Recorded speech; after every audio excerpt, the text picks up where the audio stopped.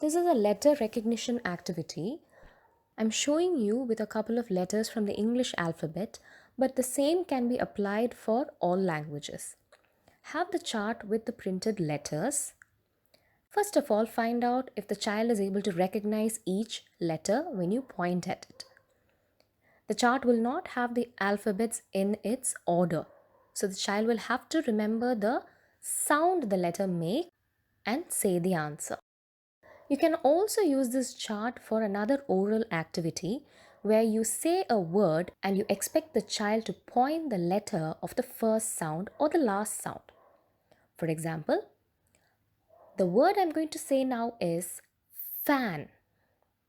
Can you show me which symbol will come in the beginning? That's right. Or you can use it for the last sound. The word that I'm going to say now is cow. Can you point at the symbol of the last sound? Right. You can also use this activity for asking words with sounds in the middle. I'm going to tell you a word. Please tell me which sound you hear in the middle. Cut, run, fun. You can also ask the child to say a few words starting with that sound when you point at the symbol. We use this material just to find out if the child is thorough with the symbol and the sound.